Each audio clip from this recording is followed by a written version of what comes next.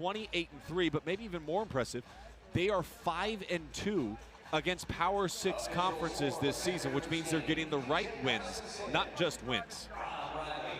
On the other side, Rick Barnes in his 5th year as the head coach of the Volunteers, the 2019 Naismith College Coach of the Year. Is he on track to be a Naismith Hall of Famer in Springfield? There's no doubt in my mind, just because of the consistency in which he has elevated every program he has ever coached at.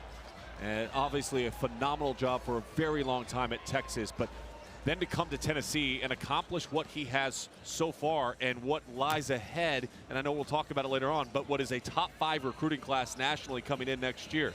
Mike Hopkins has completely energized the Washington Huskies program. In his 3rd season, he has won back-to-back Pac-12 Coach of the Year.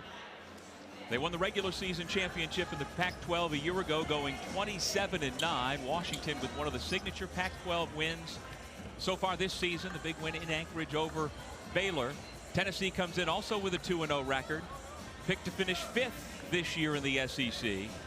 This is a game that come March, Sean, we will look back at and say either it gets one or both of these teams in, or it will also determine their seed.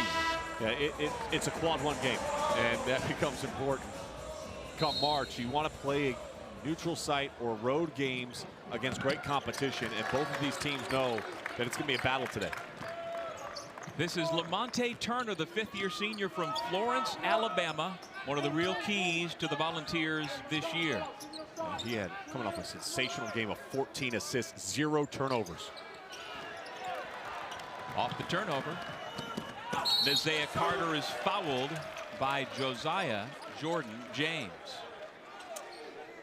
Nice look ahead by Quade Green, and for Tennessee Volunteers fans, they recognize the name of Quade Green, former Kentucky point guard that gained immediate eligibility right before the start of the season for this Washington team.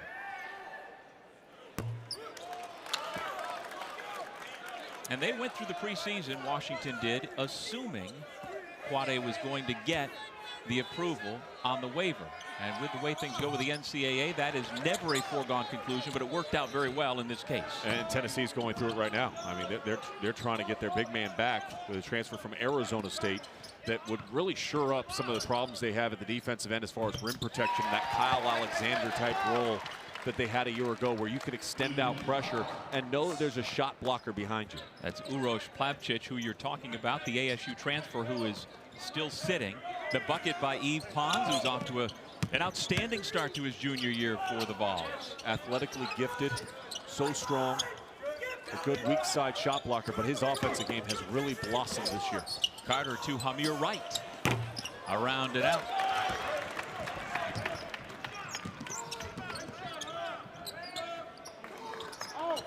Volunteers in their white with orange lettering and trim.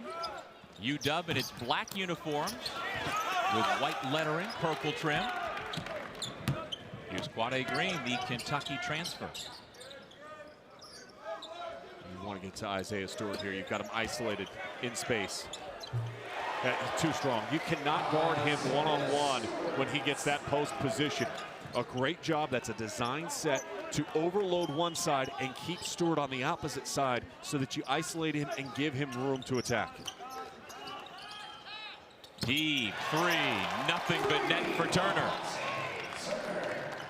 And that's a great sign for a player that is a much better shooter than he's shown so far. Just 2 of 11 for 3 coming into this game.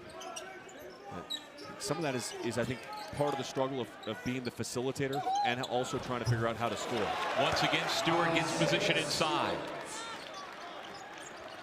The young man who was the 2019 Naismith Prep Player of the Year for the La Lumiere School in Indiana, but he's a Rochester, New York native out of McQuaid Jesuit High School, and he's got about 40 friends and family members who have made the drive about 3 hours to get here to Toronto today, including some of his grade school teachers that he felt influenced him. It was really fun getting an opportunity to speak with him yesterday. Back-to-back triples by the 2 leaders for the Volunteers. Bowden has his first 3. And it's his time. We'll talk about all that they lost from the season ago. And if you're a Tennessee Volunteer fan, you know how valuable, in particular, those 4 players that were all starters a season ago and what they meant to the program. But Bowden is more than capable of shouldering the load offensively at the travel.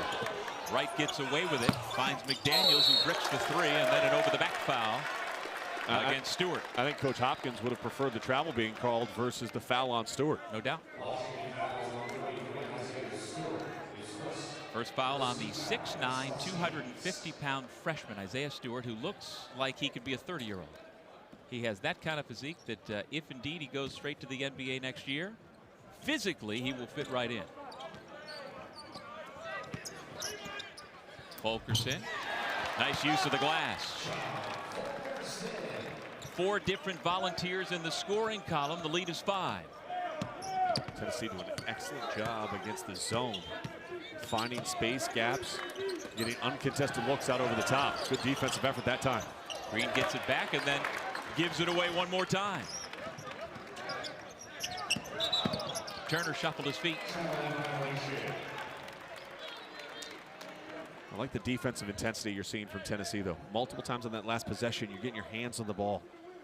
And Rick Barnes has got to be happy with that effort. That first half against Murray State the other night, they didn't have a great effort at the defensive end. In fact, they gave up a lot of second chance points opportunities. You can ill afford to do that this afternoon against this Washington team. You know, it was Turner who spearheaded that comeback. 14 assists, no turnovers to take down the reigning OVC champs from Murray State.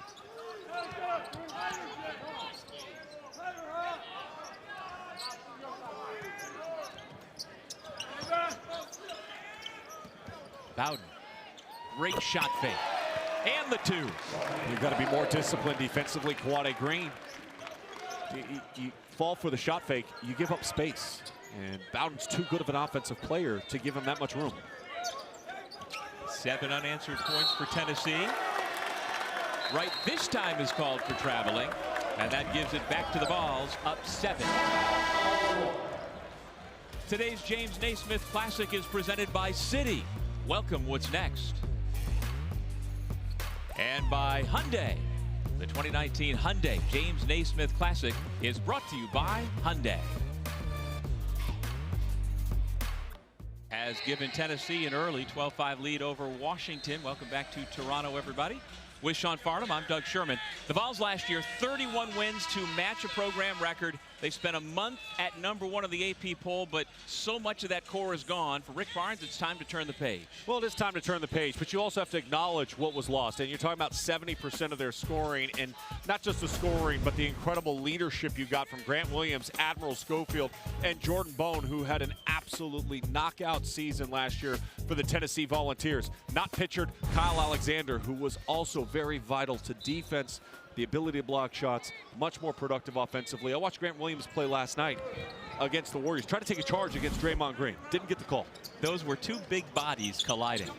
I'll tell you what, though, those top 2 guys especially, Admiral Schofield and Grant Williams, epitomize what Rick Barnes wants out of his players. Neither were highly recruited, relatively speaking. Both went into the, quote, fat farm, reworked their bodies, and both became NBA draft picks. Well, next year's recruiting class is full of guys. They are. Who are ready to go right from jump. But I'm telling you, this season, all right, people want to go. Look at all they lost. But look what they still have. Yep. And we've seen that already early in this game. Lamonte Turner and Jordan Bowden are more than capable of understanding the culture of the program and how success has been driven underneath Rick Barnes. The consistency that you've seen from Coach Barnes' programs over the long haul of his coaching career comes from having that clear identification and empowering the roster and the changing parts to become successful. And so now as you make a shift to a team that really can't dump it down low in the block or even the high post area like they did a year ago and have a lot of success, you adapt your offense to fit your personnel, which is why I like this Tennessee team this year. Bowden is picked up today where he left off in Tuesday's come from behind win over Murray State when he went for a career-high 26 points. That's a turnover. Traveling violation against Olivier Kamwa, freshman from Helsinki, Finland. You know, you get one and then you give it right back. Turnovers are an issue for Washington, and they've got to value the ball a lot more. And they made an incredible comeback against Baylor up in Alaska in the Armed Forces Classic, but you've got to value the ball throughout the course of the game. Both these teams are still trying to figure out exactly who they are and how they have to find success and how they have to play in order to sustain success. Jamal Bey has come in for UW. He's number 5 in black with the basketball. Stewart carving out space. To the right hand for 2 more. When in doubt, give it to 33. And that's Mike Hopkins' philosophy. That's what they used down the stretch against Baylor.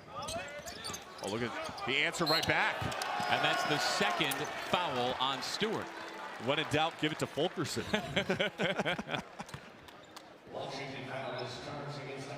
Well, here's what happens. First and foremost, look at the position in which Fulkerson has. Stewart allowed him to post up so deep in the paint. A couple of shake moves, and all of a sudden you get your defensive player to stand upright. That's where you're able to get the foul. He'll have to go to the bench, and with 2 fouls and 6 points, now you start wondering a little bit, where do you get points? Because nobody else has really been able to score for Washington. Meanwhile, Fulkerson has been active to start the game. The redshirt junior from Kingsport, Tennessee, with a pair.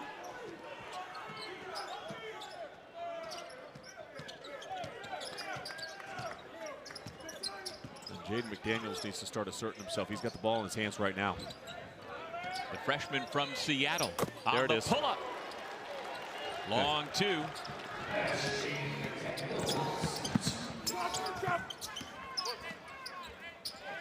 Turner catch and shoot. Left it short. Fight for the basketball comes to Quade Green. Go right back to 4. There he is. Feeds the post. Ball knocked out of bounds. And Washington was the last to touch. Nate Roberts couldn't corral it, and so the Volunteers get it back.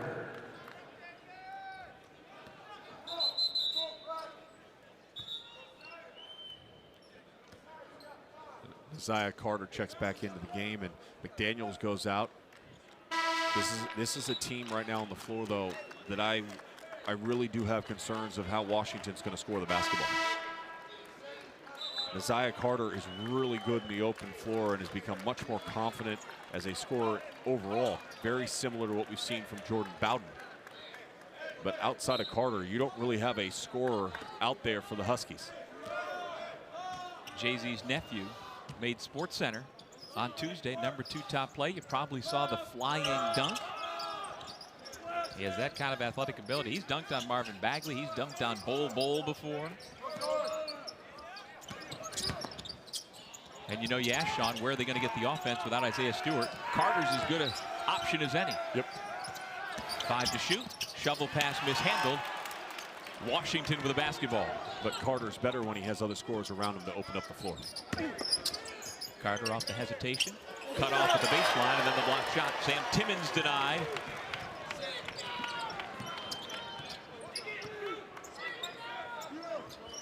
Tennessee doing an excellent job so far working that high post area of this zone and playing out of it. They're not getting the ball to the high post necessarily to look to score, but looking to collapse the zone and then feed it out. Ball was kicked, so Tennessee will keep possession. Shot clock at 20. 12:51 remaining. This is our second game of the Naismith Classic here in Toronto, Ontario. As Stewart checks back in, and he'll play with the 2 fouls. I like this move by Mike Hopkins. And they move him from the centerpiece of the zone out to the wing of the zone. And the back line of the zone really elevates up. Layup missed by Turner, who fights for the basketball. The alternate possession arrow gives it to Washington.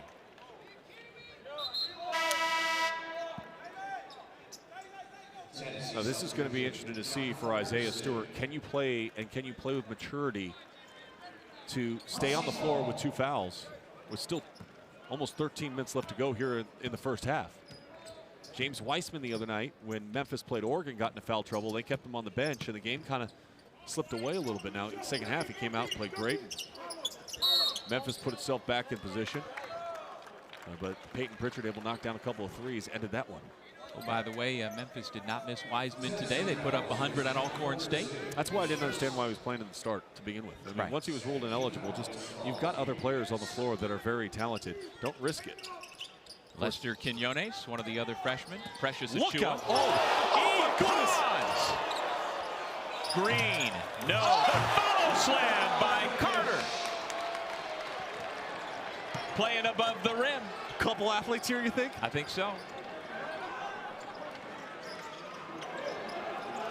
The crowd is buzzing here at Scotiabank Arena after that sequence.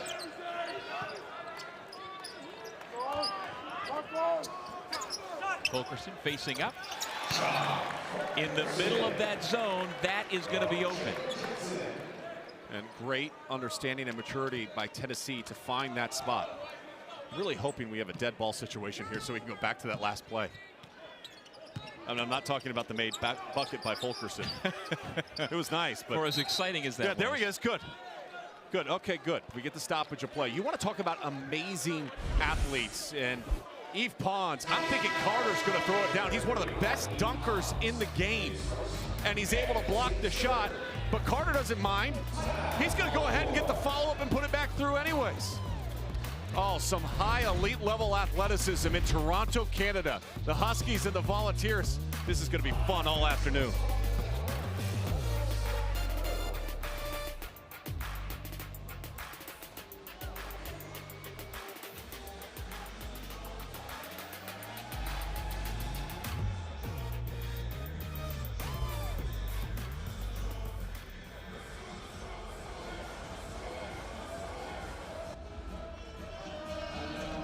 We expected in this game some high-level college basketball. And on the last sequence, we got it, Sean. Tennessee with a 7-point lead, but Nazeah Carter. Look at how high they both were, though. I mean, Pons' head was at the rim. Just, it's amazing. Last year, I did the Tennessee-Gonzaga game. Pons went for a dunk, and Brandon Clark of Gonzaga erased it.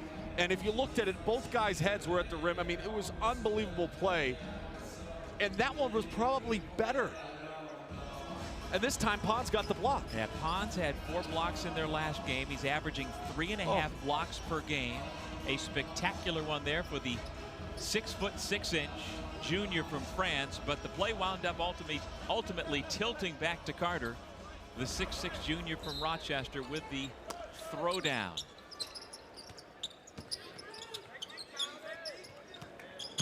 Stewart plays on with the 2 fouls. UW, of course, trying to find him in the low post. That's one area where Jaden McDaniels needs to continue to improve. Look at the touch by Stewart.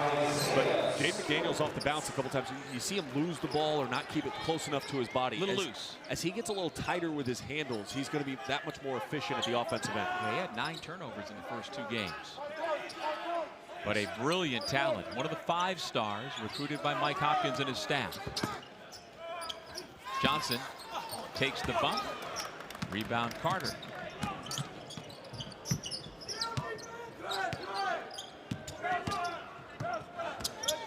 Good communication through that screen. And that was good defense by Tennessee. And they showed just enough to allow the defensive player to recover and contest.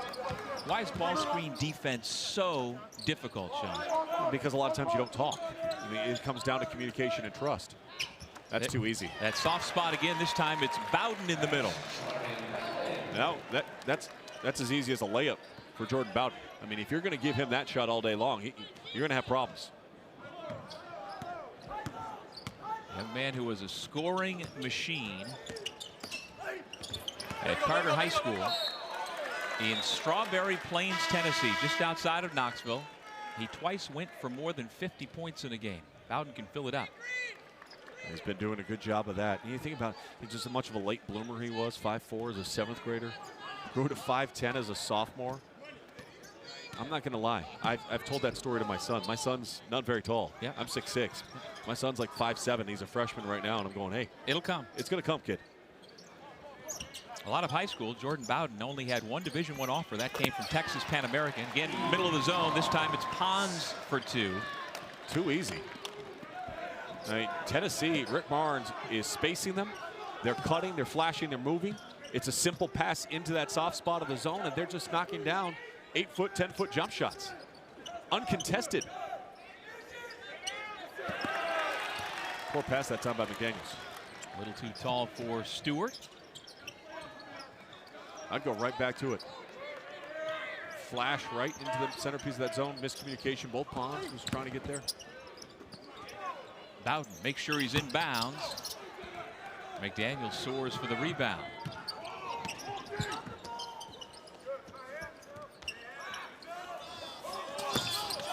Amir Wright off the mark again.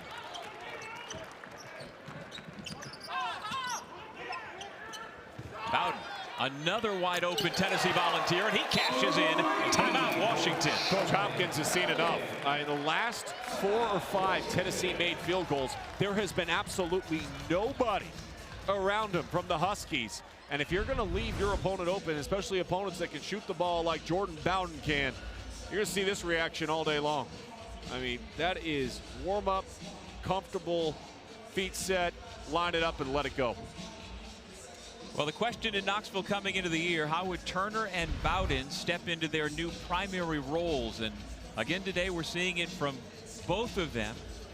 Bowden now 11 shy of 1,000 for his career. And as I mentioned, Sean, he only had the one D1 offer coming out of high school, but he went to prep school and then got better and worked on his game. And now 4 years later, he certainly appears to be ready for the prime time in the SEC. Spending as much time as I have around this Tennessee program the last couple of years covering the SEC, this is no surprise that he or Turner would be very comfortable in stepping up into their new role. The difference is on the scouting report, right? How teams are going to defend you and what they're going to do. But when you're playing a team with a 2-3 zone, and you cut and you move, it's really about, are you getting to the right spot on the floor? And that comes with your preparation. And that's one of the things Rick Barnes and his coaching staff has always done a superb job of.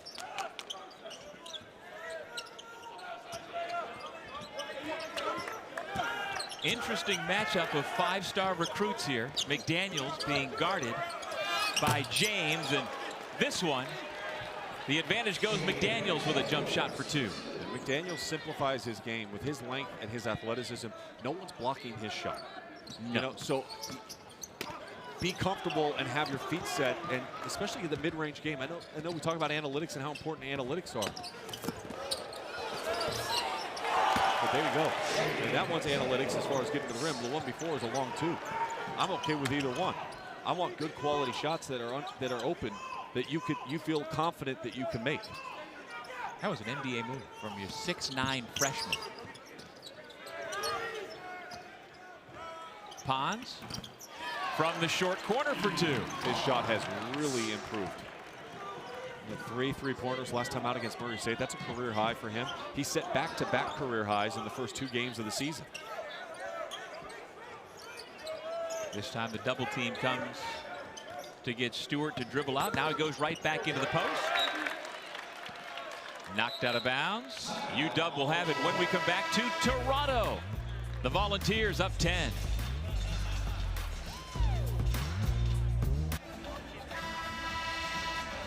Washington jumped into the AP poll this week at number 20 on the strength of its big win over Baylor up in Anchorage. And let's take a look at what you want to say is a key play for Jaden McDaniels in that win over the Bears. We've seen him score a couple of times, but it's also the ability to have basketball IQ, read the defense, see all 4 Baylor Bears, and then you see Neziah Carter out on the outside.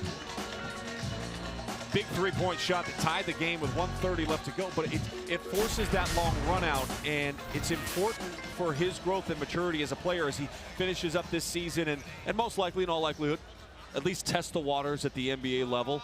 Surefire draft pick in the first round, that he grows in that way and becomes more than just a scorer with the basketball, continues to demonstrate his high basketball IQ, being unselfish, setting the table, reading the defense. Carter for 3. Just like we saw against Baylor, making a big shot, and Washington needing points. Carter gets his feet set underneath him. Meanwhile, good job by Isaiah Stewart playing outside of foul trouble. You got to be careful guarding a smaller guard. Look at Hopkins telling him, back off, don't get the foul. Senior to senior. Bowden for 3.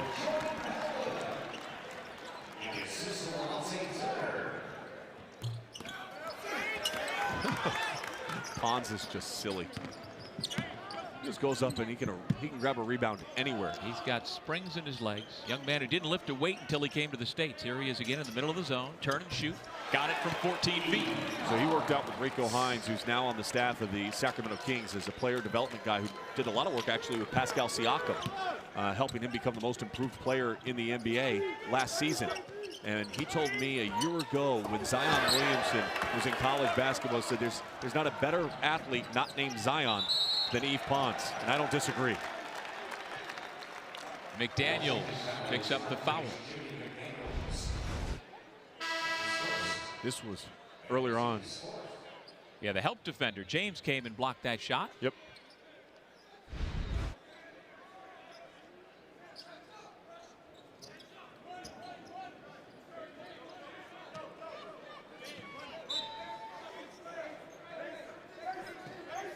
And here is James, a 6'6", 208-pound freshman from Charleston, South Carolina. We haven't even seen the best of him yet. He missed so much time with a hip injury that he's still working his way into the system. Yeah, he did not have the preseason he wanted. And so he's still working himself up to speed. Big adjustment from the high school game to the college game, regardless of your talent level. But especially when you've been dealing with a nagging injury and you've got experienced guards around you. He's used to having the ball in his hands a ton. Lamonte Turner obviously fulfills that role for Rick Barnes. Up ahead, Carter on the run. Nothing Pons could do on that one. He was behind him. What's the over-under on Isaiah Carter dunks today? Well, we've already got 2, right. So I'm going to set it at 5.5. Okay.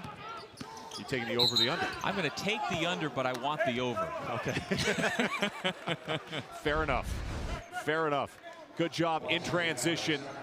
Hardy gets his head up right away, and Carter able to elevate and finish. And for Washington, you want to get some easy buckets. You want to be able to score without having to go against Tennessee in the half court.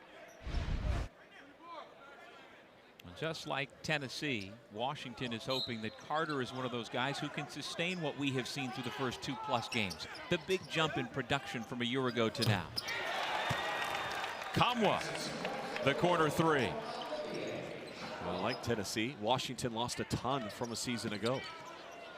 Check that. That was a 2-point shot for the 6'8" freshman.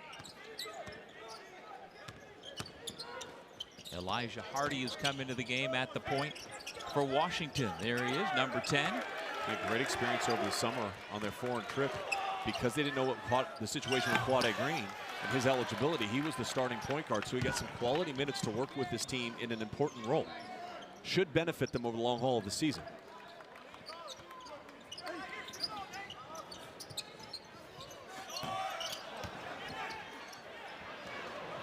Carter in the open floor, blocking foul. And Lamonte Turner cannot believe it. Being in control, really important when you have the basketball in your hands, obviously. And I'm not sure that that's a block. That looks an awful lot like a charge to me. I agree. With Carter, the benefit of 2 replays, I say that. But Carter was out of control in that play anyways. I mean, it wasn't even a good pass. So when the offensive player is out of control and the defensive player is established, I would tend to err on even on a call first look. I'm going with the charge.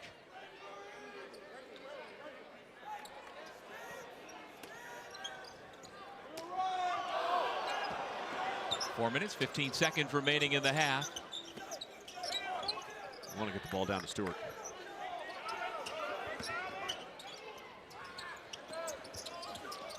Air ball, McDaniels back to Tennessee. As more and more teams understand exactly how strong and how powerful Isaiah Stewart is, what you're going to see is them pinch at the very least off the wing. And that time it created that open look. But McDaniels, you got to get your feet underneath you and at least get it on iron.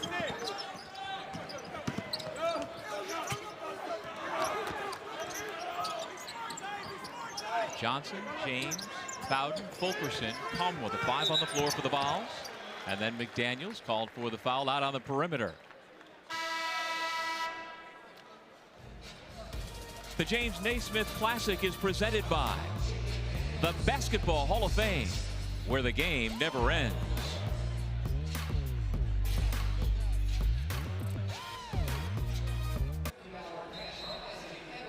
Tennessee 34, 20th ranked Washington 22. And for third-year head coach Mike Hopkins, he grew up on the West Coast, but he spent a quarter century in the East. He played at Syracuse and spent more than 2 decades on the SU staff under Jim Boeheim. And with that, he's got connections all over New York State. He's brought in 3 excellent players from an AAU program, the Albany City Rocks, under the direction of that man, Jim Hart, who made the drive about 7 hours from Albany out here to Toronto for the action today. He had the ability, Mike Hopkins did, to create relationships when he was an assistant coach at Syracuse that continue to pay dividends now that he's gotten his first head coaching job. No, there's no question. I mean, just go to a shoot around, go to a practice, and watch the passion in which Mike Hopkins coaches with. It's easy to see how recruits fall in love and want to play for him.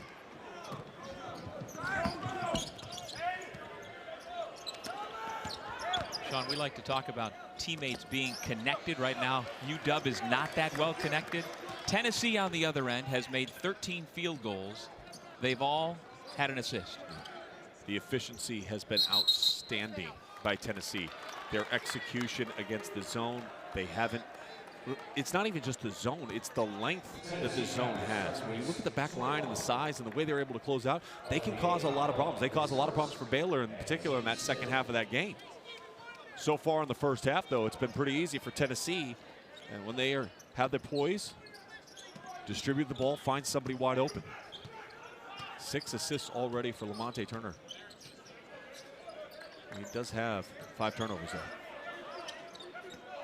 Again, he had 14 assists and no turnovers in their last game. Fulkerson blocks Stewart out of bounds.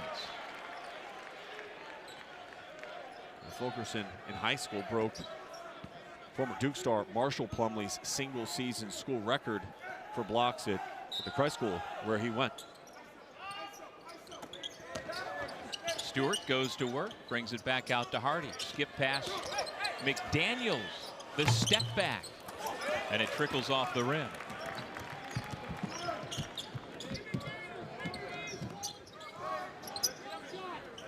Man-to-man defense for the Huskies after getting carved up in their zone. And a lot of people go, well, are they doing it just because of that? No, this is something Coach Hopkins has done with his team. They played about 6 or 7 minutes in man against Baylor in the first half.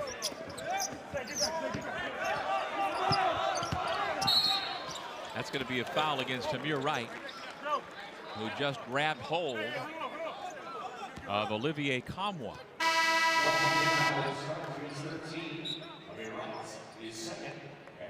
Second foul on Hamir Wright. There's Coach Hopkins, who was named 4 years ago the coach in waiting to replace Jim Boeheim. But when Coach Boeheim didn't retire, Hopkins, who had had opportunities to get jobs elsewhere for years, finally did accept the job at UW and has immediately turned that program around. Yeah, and you think about the Pac-12 conference overall, we touched on it at the start of this game. They have the best winning percentage in college basketball so far. They've got 5 wins out of conference against Power 6 opponents. A lot of that has been the hires that they've made. Bobby Hurley igniting the fire down at Arizona State. Mike Hopkins, what he's been able to accomplish in a very short period of time in Washington. I think Mick Cronin's going to do an outstanding job. All 3 of those guys have something in common: defense, fire, and passion. And it starts to build and cultivate exactly what you want in order to breed a championship caliber program. Isaiah Stewart into double figures. He's got the Huskies back to within 11. Pons gets the roll. If he's able to knock down that shot consistently, and he's shown it now the last couple of games, it really does help, actually, Bowden and Turner, to have an additional guy that you've got to close out to and at least respect their three-point shooting ability. Carter gets his own miss, attacks again, and lays it through.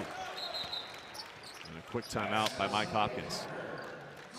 Isaiah Carter And we've seen him be relentless already a couple of times here in the first half. It was the block dunk, and then he ended it with an offensive rebound dunk.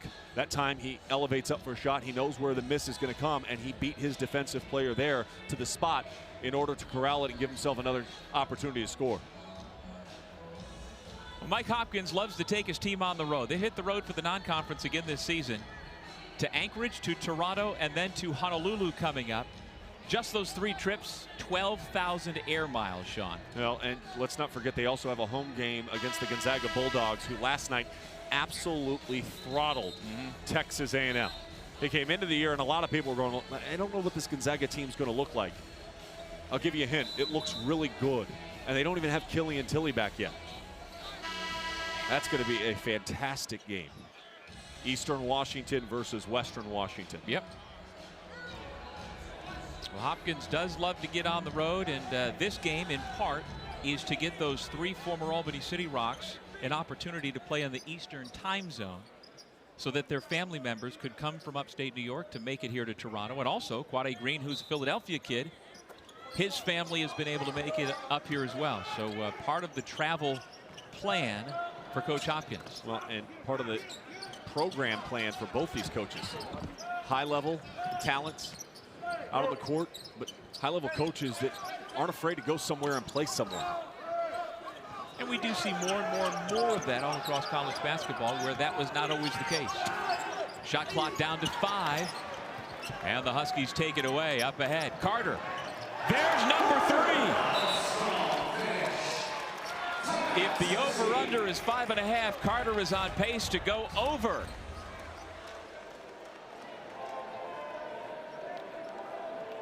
Nazea Carter out of Bishop Kearney High School in Rochester with his 3rd slam dunk of the ball game. He came in averaging 18.5 points per game through the first 2 this season for UW. As we mentioned, his father, Eli Carter, is Jay-Z's older brother. So he's got Uncle Jay-Z and Auntie Beyonce. Between the 2 of them, his aunt and uncle have combined to receive 45 Grammy Awards. Really something. And in case you're curious, Jay-Z has come to see his nephew play basketball once before on the AAU circuit. Well, we just need him here at this game, though, Doug. I want to hear him say Auntie Beyonce.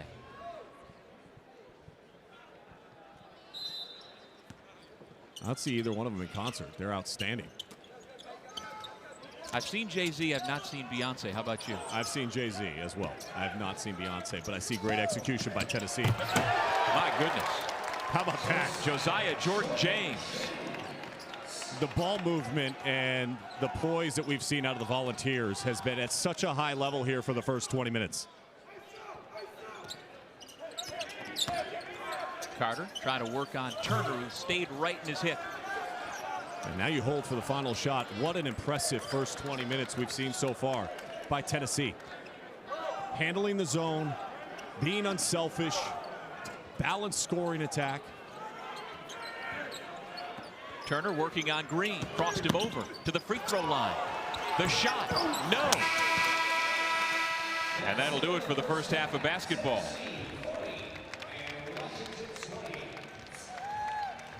The Tennessee Volunteers made 15 buckets in that first half. They have 15 assists. Bowden and Pons in double figures for Rick Barnes, who was standing by with Sean. Coach, every made field goal you've had so far has been off an assist. You absolutely shredded that zone. How impressed have you been with your team's ability to find the open shot and move without the ball to get to that spot? Well, believe it or not, if we run a zone, we kind of run that same zone. And so we know what we want to do against it. The guys made some shots, which we're going to have to do again this half. But, Sean, what really happened here, we had a chance to really stretch this thing out, and we gave up an offensive rebound, turnovers, but it's a long way to go. But our guys know that we got to move the ball, got to play together. Defensively, when you're playing a guy like Isaiah Stewart, the ability to pinch off your wings and still recover to shooters, how important is it to try to get Stewart out of his comfort zone, knowing that that's where they're going to want to go in the second half? Well, we'll probably maybe go post-to-post trap a little bit. We didn't want to show that early. We did want to start digging back there, but we also want him to guard on the other end. We tried to go at him early, then when they moved him to the wing, we tried to drive him, and we'll keep trying to make him guard. A really strong first 20 minutes. Thank you so much, Coach. Doug, back to you. Thank you, Sean. Thank you to Coach. His Volunteers with a 40-28 lead. Carter for Washington, though, 3 dunks. We have no shortage of highlights here in Toronto, Ontario, Canada.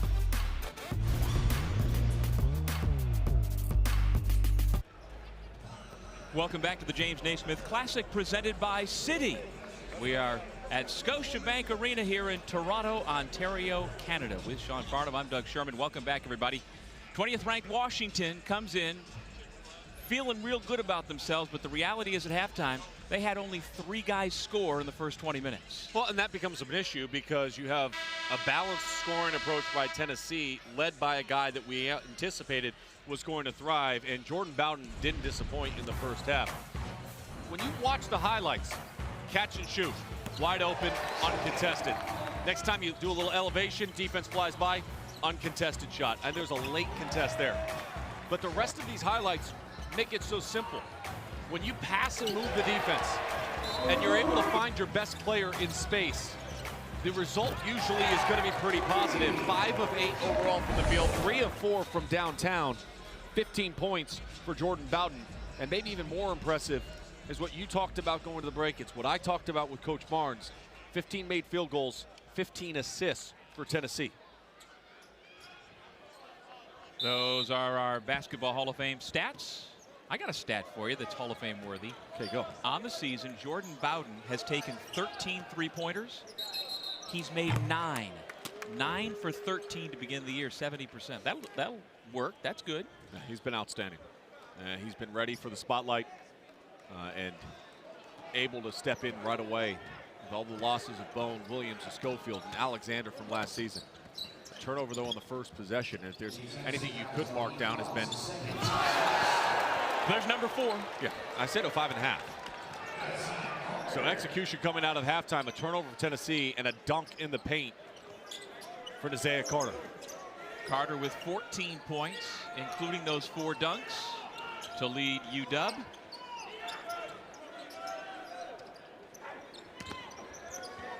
Fulkerson spins to the baseline, left it short. Carter clears the defensive rebound and then gives it away. James the steal. He attacks and lays it in. Good job by James, jumping the passing lane and then finishing strong. Here's another note. Not a huge impact in the first half, obviously, because of foul trouble. He did score in double figures, Isaiah Stewart. But the fact that he only ended the half with 2 personal fouls and checked back into the game with 13 minutes left to go with those 2 fouls and didn't pick up another one, that is huge for Washington here in the second half. Yves Pons.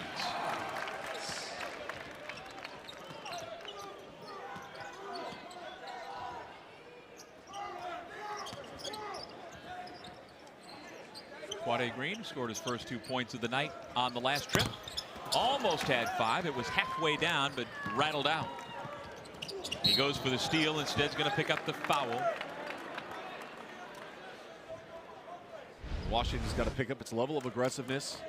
A great job, a curl cut originally by McDaniels, then another curl cut by Carter, and a good crisp pass. Defense gets caught just enough for him to be able to finish. And he was able to beat Yves Pons to the point of attack.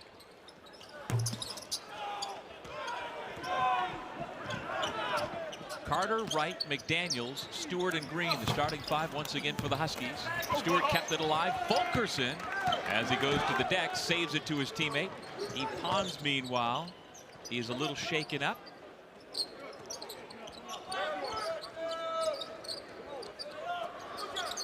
Here he is in the middle of the zone. Stewart comes up from the baseline.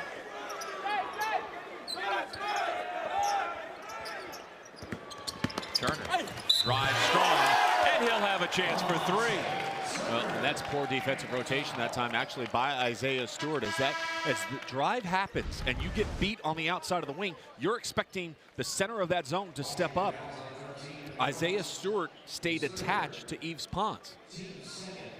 Thus, the foul and the opportunity for the N1. So that's likely a direct result of, in the first half, Stewart not coming up and getting torched repeatedly on the... Well, there's no question. They've elevated the center position of their zone right now because of the number of 10-foot jump shots that they gave up in the first half.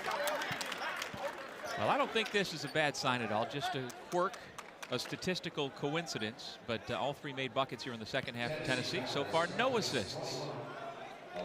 Still playing efficiently and comfortably up by 14.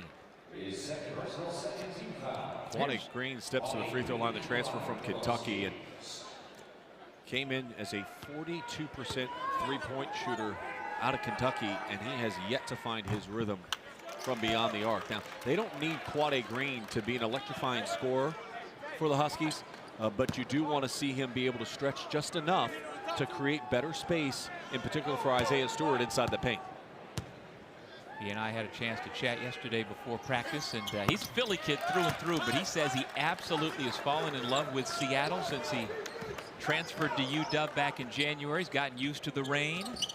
His favorite thing about Seattle, he says, the crab cakes. Not a bad thing to like up there. Oh, I love the crab cakes. I love Seattle, and I told him one of the things I like. I love the salmon. I said one of the things I like are the ferry boats. I like the fact that you don't have as many bridges. It's just a beautiful city with Puget Sound right there. His eyes lit up. I said, I love the ferry boats too. One of my favorite restaurants in Seattle is called the Wild Ginger. Okay. Dave Fleming, one of our broadcast colleagues at ESPN, Another Syracuse graduate, by the way. He and I went there when I used to cover the Pac-12. That's some phenomenal food. It's a place that he found on the road with the San Francisco Giants. I trust his food taste. Yes. Fourth foul on Hamir Wright, one of the 3 Albany City Rocks with family members coming from New York State. His brother Merlin made the drive from Albany. Unfortunately, his brother is back on the bench in foul trouble.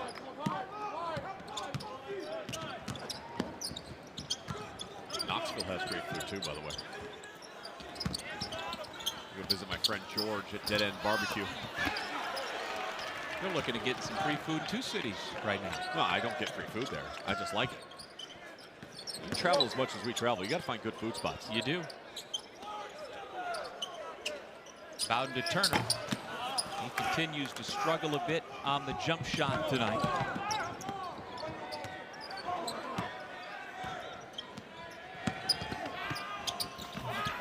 McDaniels no. Timmons got a finger on it. It goes out of bounds.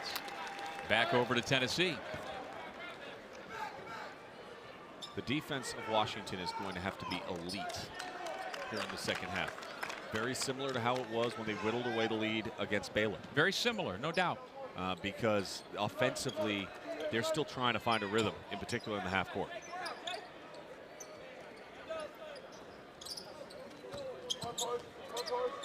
Tennessee's been all about rhythm this afternoon. Kamwa. No good on the jump hook. And Isaiah Carter dribbles up himself. Stewart back out to Green. Good look from out front. And that's the 3 that he's got to hit. That's what I'm talking about. Just a simple thing. You play it into the post. You relocate to the open spot. You have to be able to knock down that wide open 3.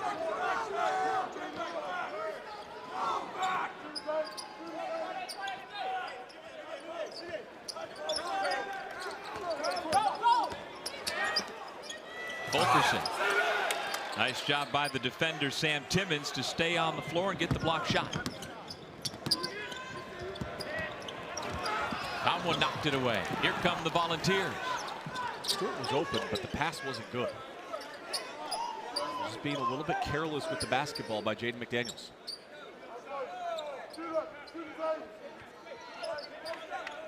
Sometimes people think playing the zone is an easy thing to do. It's not. You have to communicate, and that defensive possession, I didn't hear a lot of talking out on the floor. You've got to talk and communicate as the offense shifts and guys are running through your zone and making sure that they're passed off. Fulkerson knocked it out of bounds. It'll be Washington basketball when we come back. We're at Scotiabank Arena in Toronto. Quade Green and the Huskies trying to get back in this thing.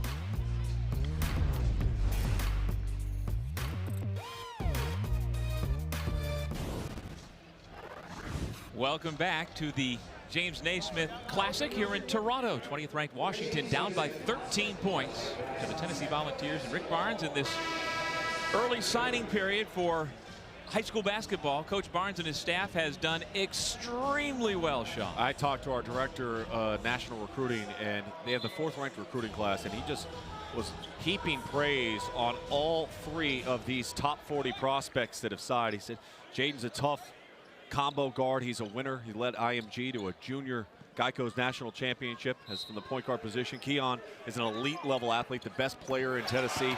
Corey Walker, a gifted scorer with length and high level athletic ability, versatility at the forward position. I mean, you want to talk about consistency and how you build up a program to compete at the highest of levels, how you have the nation's longest home winning streak and you get energy back in your fan base. It's what Rick Barnes has been able to do. He's built this program the right way. And I think there are a lot of parallels to be made between what he's doing at Tennessee and what he did at Texas. He was there 17 years, 16 NCAA tournaments, but he didn't get there to Austin recruiting 5 stars right off the bat. But when the success and the wins continue to grow, then you get TJ Ford. Yes. Then it continues to build. You go to a Final Four, and then you got Kevin Durant. So all of a sudden, your program takes on a different feel and certainly has a different level of respect from high school recruits, and the same thing's happening in Knoxville. And that's why it's built for sustainability.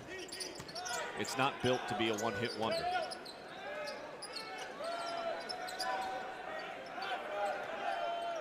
Shot clock down to 5. Turner gives it up. Well, Timmons knew the shot had to go. Came out aggressively and blocked it. And it leads to a shot clock violation.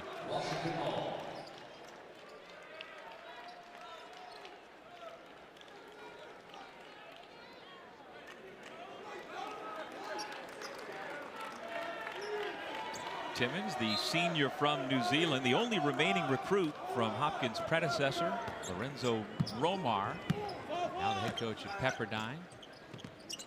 He's been part of the bridge to the Mike Hopkins era in Seattle.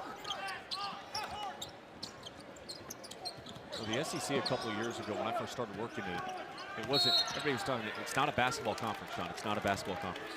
What did they do? Well, they invested in getting great coaches. They invested in facilities. And you look at the hires across the SEC, it's why that conference has stabilized and become one of the best in all of college basketball.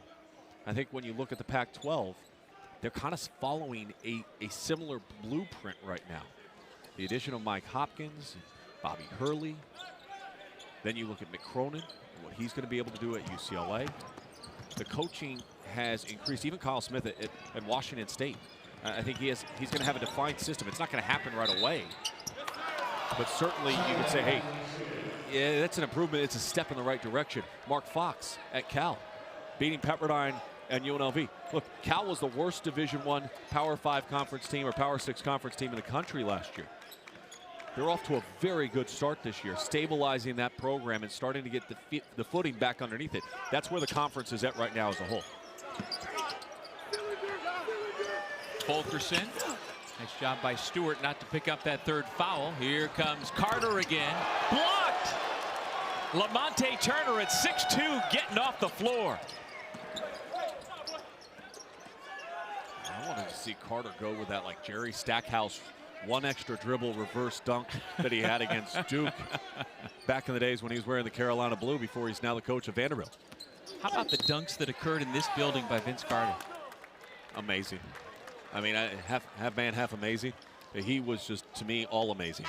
That dunk contest that he had in Oakland, by the way, All-Star Weekend, to me is one of the greatest individual performances, if not the best I've ever seen.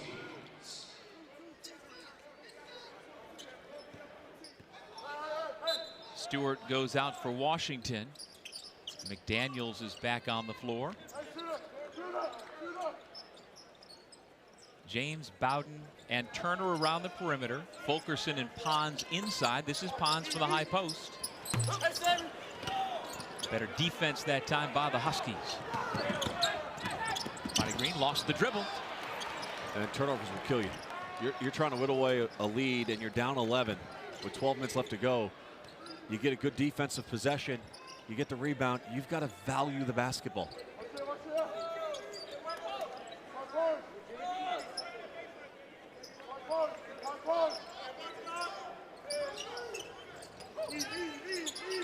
Pons camping out in the lane. Oh, Strong rebound. Is this another one? The Euro and the reverse for Carter. I mean, I like the flair of it, but I'm just disappointed it wasn't a dunk.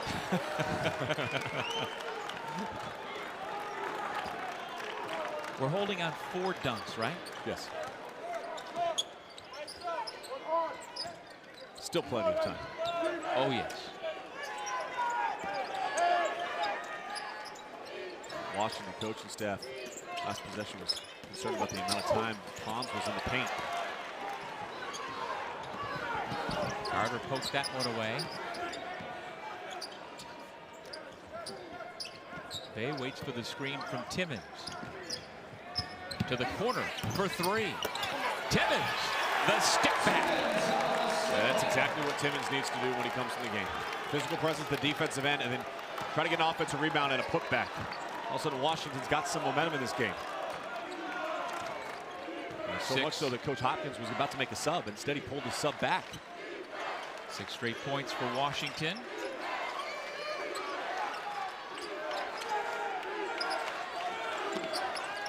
Deep 3 by James.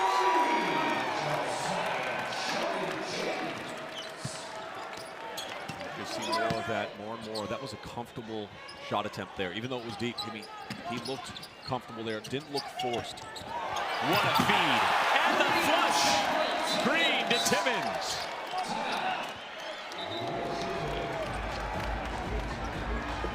Now the Huskies showing some fight here in the second half against the Tennessee Volunteers. What a pass from Quade Green.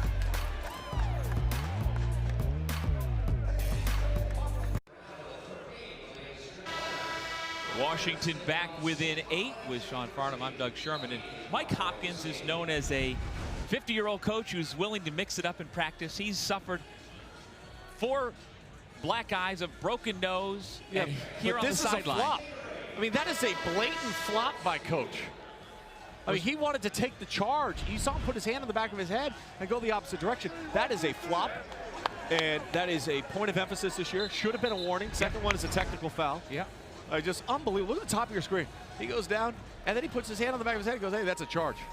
No, it's not a charge, Coach. Nobody made contact with you. It's a flop. First warning. No, seriously, he is as involved as any head coach in his team's practice. We saw it yesterday. The He's energy. working the center of the zone. Yeah. As the offensive player. Again, he has suffered 4 black eyes and a broken nose in the last several weeks in practice. He's 50. I'm good with all of that. I'll get my workout in the hotel gym, maybe golf a little bit. Didn't break your nose? I did in college a bunch of times. That's But why I I don't mean, do I'm it saying, anymore. not in the gym. Yeah.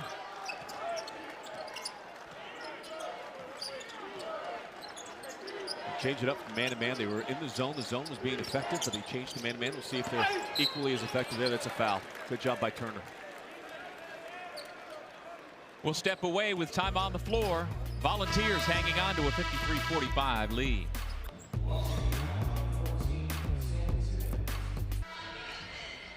Back in Toronto, Tennessee up 53-45.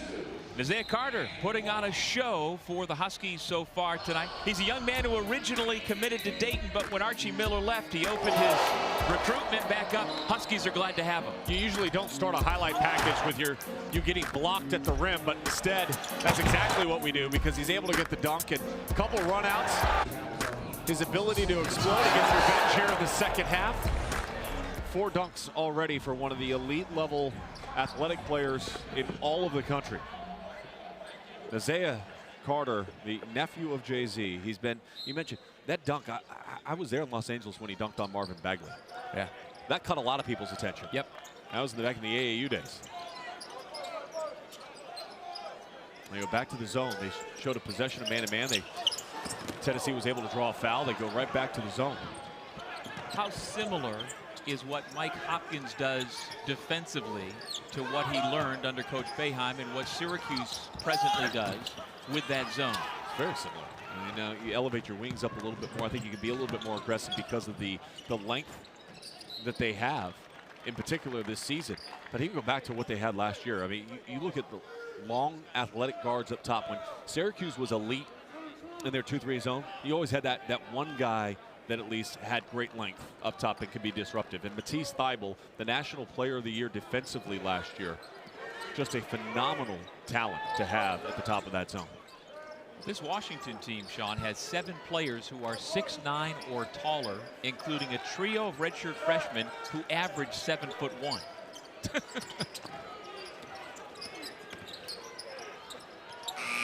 Bowden trying to beat the shot clock. Couldn't do it. Good defensive possession that time. I think you got to move the ball faster if you're Tennessee. You got to get back to some of the things you were doing in the first half, cutting into the centerpiece of that zone, getting the ball in there, shrinking the defense, forcing it to collapse a little bit, and then kicking out for wide open shots.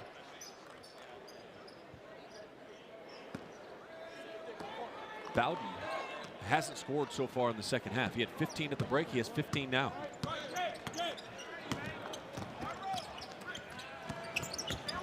McDaniels well defended. That was a poor quality shot that time by McDaniels.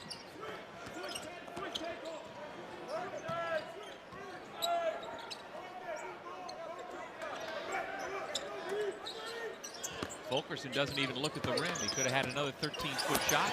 Instead, it comes back to him for a layup. Looks at you and says, Doug Sherman, why would I take the 13-foot shot when I could take the 0-foot shot? Because you've been making the 13-foot shot all day. I'll take the layup, thank you. McDaniels from downtown. McDaniels was a little frustrated that his offensive game hasn't been smoother today, but that was a very nice release. His feet were set prior to the catch. So much to being a good shooter is your base and how you get yourself established before you take the shot. James very much under control with 2 more.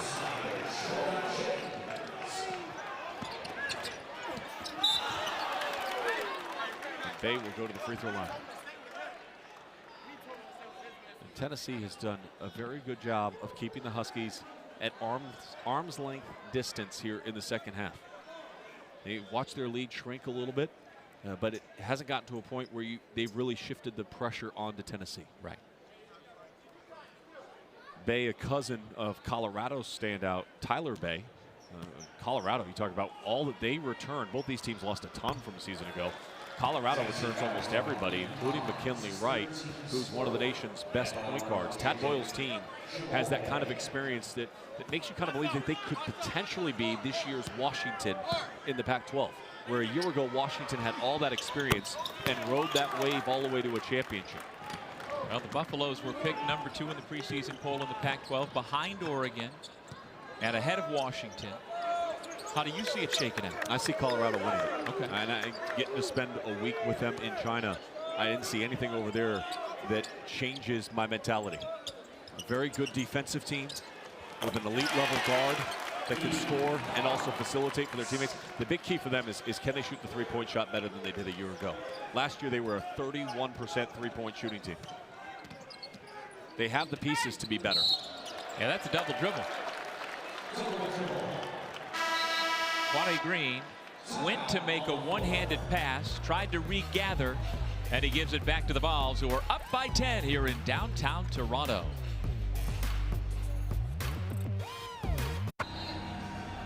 '20th-ranked Washington down 10 with 7.5 minutes to go here in Toronto.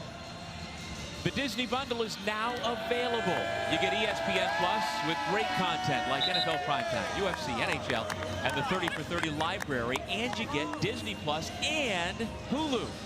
It's an amazing package of movies, sports, and shows. Go to ESPNplus.com to sign up now. I got it day one when Disney Plus came out. The Mandalorian was a great show. Episode 2 came out last night. Both coaches embracing with good partnership, friendship that they have to another, but I'm excited about Disney Plus. I'm telling you, I broke out some movies that I haven't seen since I was a kid. They have such a great library of movies, not just the Disney movies, too, all the Marvel movies. I watched Endgame. Have you seen Avengers Endgame? No. Oh, you've got to watch that. I won't spoil it for you if you don't know, but if you don't know, I'm pretty shocked, actually. 2 on the shot clock. Lamonte Turner. Isaiah Carter dribbling up for the University of Washington.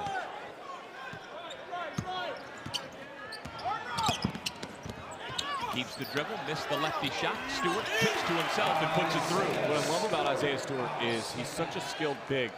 He kept the ball high. A lot of times you see him get a rebound and they want to bring it down and gather. Instead, he tips it to himself. As soon as it gets his hands, he quickly goes back up before anybody could block it.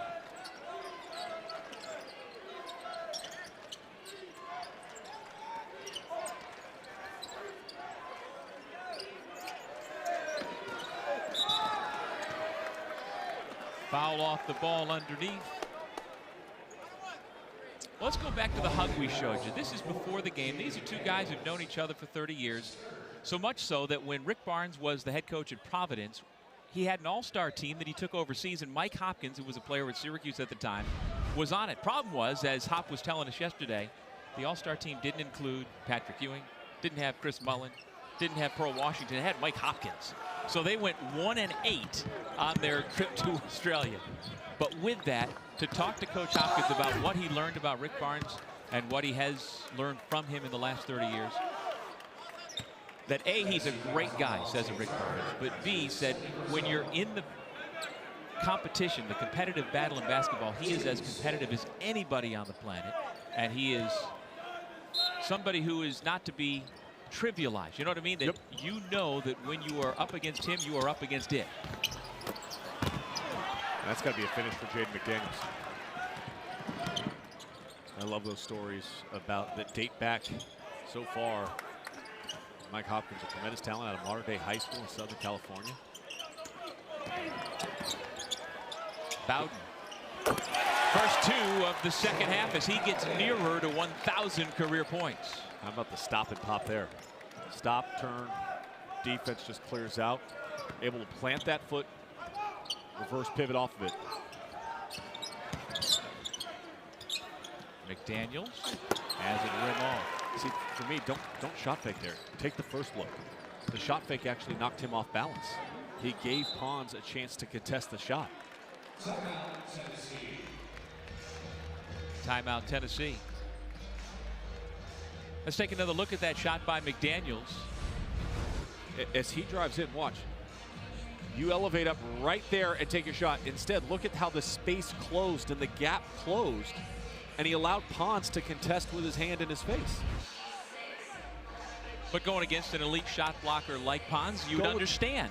Yeah, but his momentum was taking him away from you. I'm not saying you're wrong, but I understand why he would think he'd want to pump fake there, right? That's why you watch the video afterwards and you figure it out. There you go. There are the numbers for Jaden McDaniels, whose older brother was an NBA draft pick last year out of San Diego State. Jaden is projected as a lottery pick this year. His brother, by the way, just the other day finally did make his NBA debut. Perhaps there will be McDaniels brothers playing with and/or against each other in the league next year. It's interesting how he's the local guy, but he was recruited by Isaiah Stewart, who signed earlier for Washington. And so the kid from Rochester, New York, said to the kid from Seattle, stay home, play with us. Let's do this. Let's do it. So they got 2 of the top 10 high school recruits out of the class of 2019. Try to improve their early season record to 3-0, but down by 10 with just over 5 minutes to go. They got to run off of this. McDaniels, dangerous pass off the hands of Carter out of bounds. What I'm seeing right now from Washington is a lot of one-handed passes. You know, you had a one-hand pass that was a turnover for Quade because it evaporated. That one had a lot of sauce on it. From McDaniels, wasn't a bad look. Probably should have been caught. But when you're throwing one-hand passes, that often leads to turnovers. Once you extend the ball out there, you can't bring it back when you're throwing it with one hand.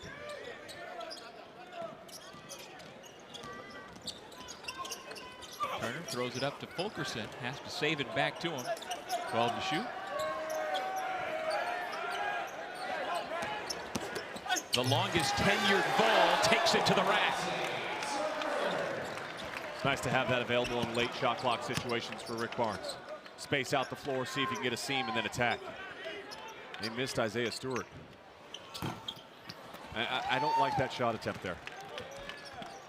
That is not a good look for time and possession. Down 12. One pass in the offense. You have Isaiah Stewart down low on the block in front of you. Dump it down to him, then cut and move, relocate, and get a three-point shot that way. Pons rises up. Carter is fouled by Fulkerson.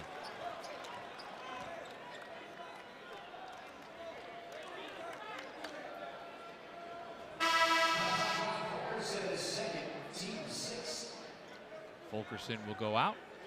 Kamwa comes back in. Well, there are some who think that this could be a gateway season for Tennessee, but from what we've seen, Sean, so far here tonight and throughout the early part of the season, well, they fell asleep defensively right there. But they're going to be just fine. The way they look tonight, you get rid of the word gateway and you just say, hey, it's another fall season under Rick Barnes. Yep. Now, they may not ascend to #1 in the country like they did a year ago, but this team has looked every bit the part of a top 25 team.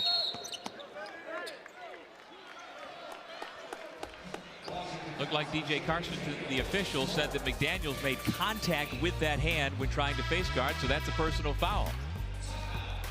Today's James Naismith Classic is presented by Citi. Welcome, what's next? And by Hyundai. The 2019 Hyundai James Naismith Classic is brought to you by Hyundai. Welcome back to Toronto. Tennessee 63, Washington 54. And let's get a forecast from Mr. Farnham. We've had a great first game between Harvard and Buffalo, and now we've got this one between Washington and Tennessee. I think all 4 of these teams will end up making the NCAA tournament. I think Harvard, as they get healthier throughout the course of the season, they're going to win the Ivy. Buffalo and their versatility from their guard play, I think, puts them in the driver's seat. And then Washington and Tennessee. Washington, obviously a top 25 team. The Pac-12 excelling. And then you look at Tennessee, right now in control of this game, moving forward, some good tests. Coming up against Florida State, the winner of Purdue, VCU. We saw VCU the other night knock off LSU. I mentioned Washington's schedule. Things get a little easier coming out of Toronto. Jordan Bowden gets 1 out of 2. He's got 18 points to lead Tennessee. Carter called for steps. That's the 14th turnover for Washington. And if you're trying to make your way back into a game, you can ill afford to have empty possessions. As you mentioned earlier this half, Sean, Tennessee's done a marvelous job of keeping, as Carter commits the foul, keeping the Huskies at arm's length. They've never been able to really make a push where Tennessee said, uh-oh. That control factor, I think, is one of the things Rick Barnes is going to have to be really happy about leaving Canada. You go against a top 20 team in college basketball that had a neutral site victory over a top 16 team in Baylor just a week ago. And you come out here and you execute. And what you look for if you're a fan of either one of these two teams is, are you seeing growth? For Tennessee fans, if you watched the Murray State game the other night and the way that that first half played out, this is growth.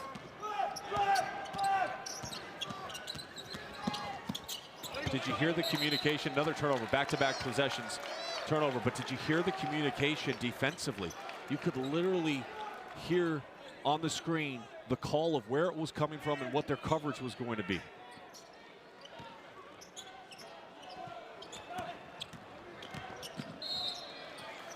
Green gives up the foul in the backcourt on Turner. Well, I'm really encouraged, if you're Tennessee, for Lamonte Turner and Jordan Bowden.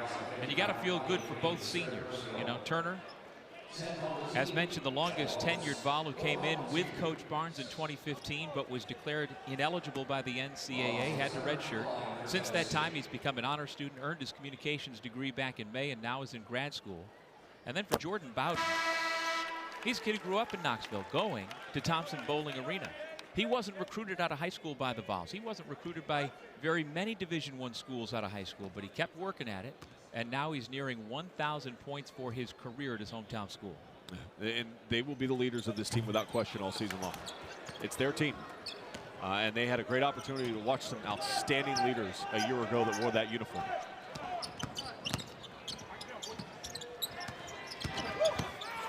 McDaniel will have a chance for 3. The personal against Josiah Jordan James.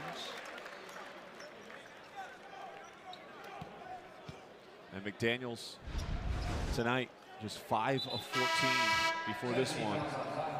The drive in and the length. You're seeing flashes, right? I mean, when you close your eyes, you watch him and you go, man, he can be special. Yep. And he's going to be special.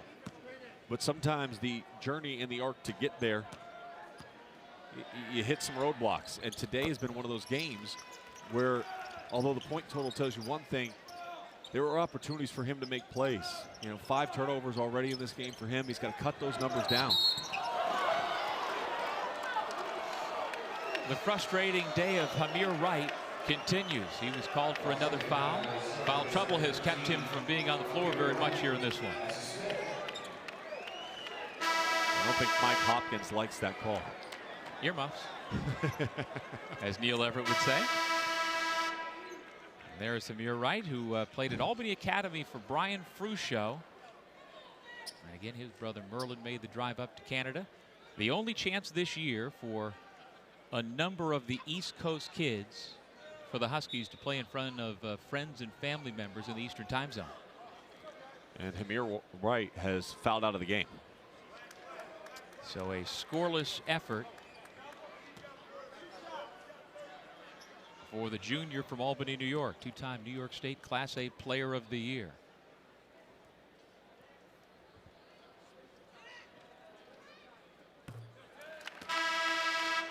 You talked about the Pac-12 and how much improved it is this year versus where it's been the last couple of years. The SEC is stable as stable can be. Now, Florida, to me, has been a disappointment thus far this season because their offensive production looks eerily similar to last year, which puts so much pressure on Mike White's defense. But the conference from top to bottom has done, once again, an outstanding job of being prepared and ready to go for the rigors of this college basketball season. It doesn't mean that Evansville knocks off Kentucky. That's an aberration. It's not something we're going to see on a consistent basis.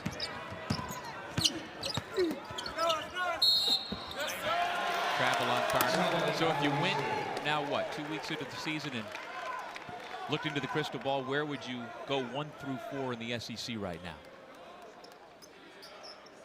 I still think that it's going to be Florida. I think they've got to figure out their offense. I think they have all the components necessary. Kerry Blackshear Jr., a big part of that.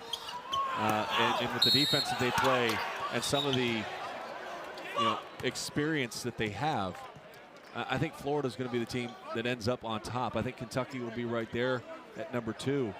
And this Tennessee team, I promise you this, they're not going to be 5.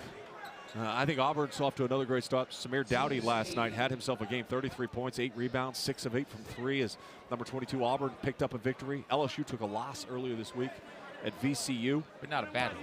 I think Alabama's going to drop further down than where they're at 6. Mississippi State could move up. Yes. I mean, you had about Reggie Perry. Right. Stewart, no. Volleyballed around. It comes to Carter. And you talked about all the coaches in the SEC. Ben Howland has done in Starkville what few people could probably do. Stewart the layup. Back to a 10-point game.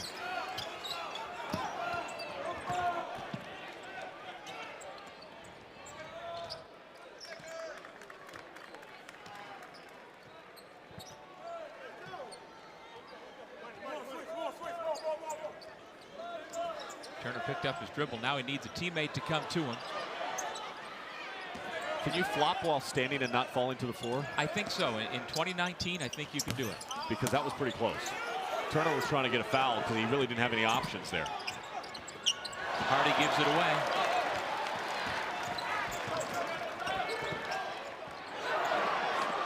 The Huskies get it back. McDaniels fires away.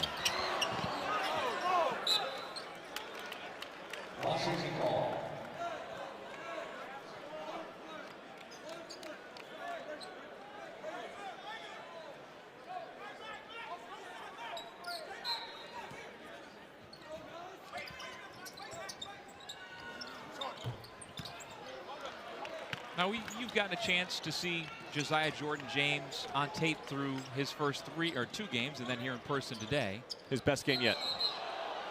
What are your thoughts? His best game yet. I mean, he's starting to look a little bit more comfortable. I think there's an expectation level that he's going to be an elite level scorer. I don't think that's really his game. He's a passer. He understands and has great feel for the game. So as he gets more and more comfortable in his offense game, sure, he's going to score more points. But he has the ability to make players around him better. And I think where he's going to thrive this year in particular is when Lamonte Turner needs to score, they can put the ball in his hands and he can facilitate to Bowden and Turner and allow them to be the primary scorers of the team. He'll be opportunistic and he'll be efficient in his scoring opportunities when he has them. Unselfish to a fault? No, not to a fault, but definitely a player that cares about making others around him better. I think that's a great trait, and those are the kind of traits that you've always had for Rick Barnes teams. I mean, it's not just about getting 5 stars and getting the top recruits and being excited that you got a McDonald's All-American, the first they've had in the program since Tobias Harris. It's about getting the right McDonald's All-American. It's about getting the right 5-star recruits, the guys that understand what is expected of them when they show up in Knoxville. Quade Green, after a scoreless first half, he's heated up a bit in the second. And then he's called for the reach-in foul.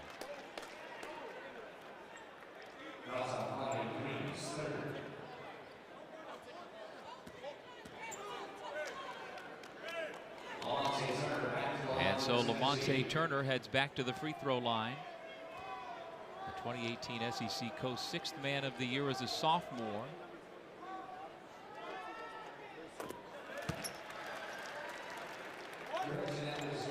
And he's dealt with his share of injury. Had a shoulder injury that cost him 9 games last November and December. Dealt with shoulder trouble the year prior as well. He is one of 4 volunteers in double figures tonight.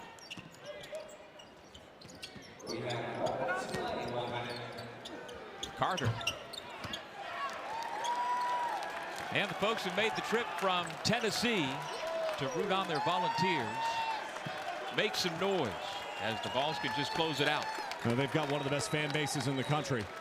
When their teams are going and that building's rocking, it's electric, which is why they've won so many consecutive games at home. But they know how to bring it on the road as well.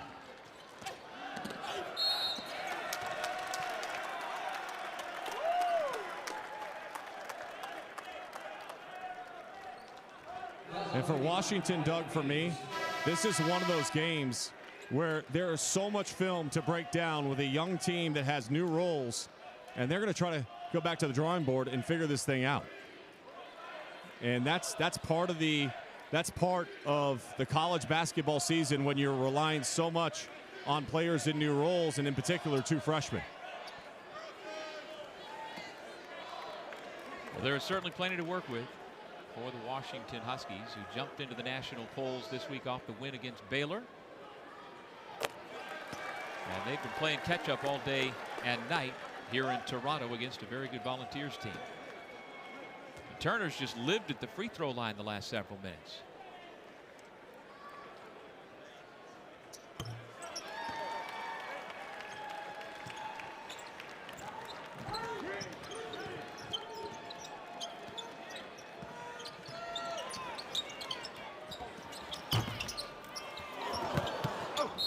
Oohs and ahs as Isaiah Carter was thinking about another dunk.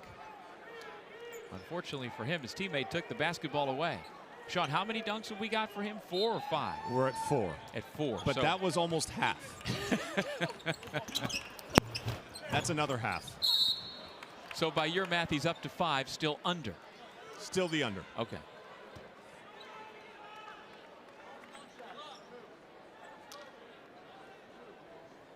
Pac-12 is going to be a lot of fun to watch this year. Washington, one of those teams. I think Utah has surprised a lot of people early. They picked up a victory last night against Minnesota. They won a game by 94 last week.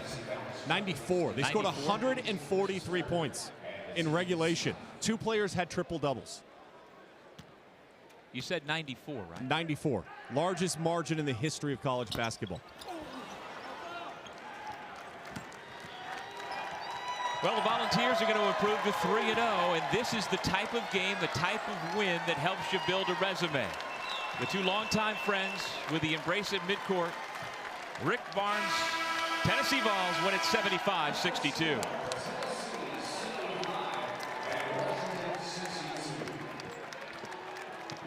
Four Volunteers in double figures. Lamonte Turner, Jordan Bowden, Yves Pons, John Fulkerson. Great balance. And this is a Tennessee team that seems to be coming together as we head toward Feast Week. Washington, meanwhile, suffers its first loss of the year, dropping to 2-1. There's Coach Barnes. We will hear from him in just a moment. And in the meantime, we can remind you of what the Vols will do once they leave Toronto. Home against Alabama State. Chattanooga on the 25th.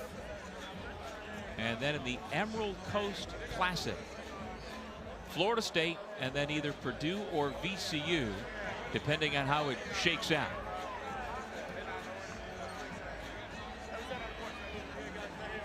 Let's go over to Sean.